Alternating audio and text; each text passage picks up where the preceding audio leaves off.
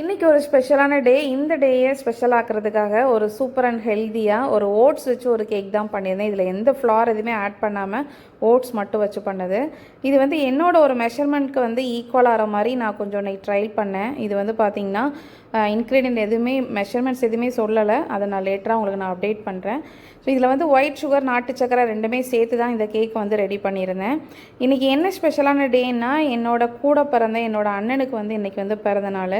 So எல்லாருக்குமே வந்து birthday அண்ணனாலே வந்து சின்ன வயசுலேயே ஸ்கூலுக்கு போகிறப்போ இல்லை சண்டை போடுறது, ஏதாவது ஒன்று வாங்கி கொடுக்குறது, எங்கேயாவது பைக்கில் கூப்பிட்டு போகிறது, இந்த மாதிரிலாம் ஏதாவது ஒரு நிகழ்வுகள்லாம் நடந்திருக்கும் இல்லையா. ஸோ எனக்கு வந்து அண்ணன் வந்து ஒரு எல்லாருக்குமே ஏற்ற மாதிரி ஒரு ஸ்பெஷலான சைல்டு தான்.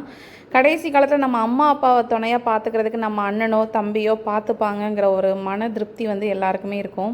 ஸோ ஆனால் வந்து நம்ம அண்ணனையும் நம்ம தான் டேக் ஓவர் பண்ணி பார்த்துக்கணுங்கப்ப கொஞ்சம் நம்மளுக்கு மனசு கஷ்டமாக இருக்கும். ஆனால் அதே சமயத்தில் நம்ம வாழ்க்கையில் ஒரு பாதி நம்ம கஷ்டப்பட்டாலும் கடவுள் வந்து அது நம்மளை கைவிட மாட்டாருங்கிற மாதிரி எனக்கு கிடைச்சது என் ஹஸ்பண்ட் தான்.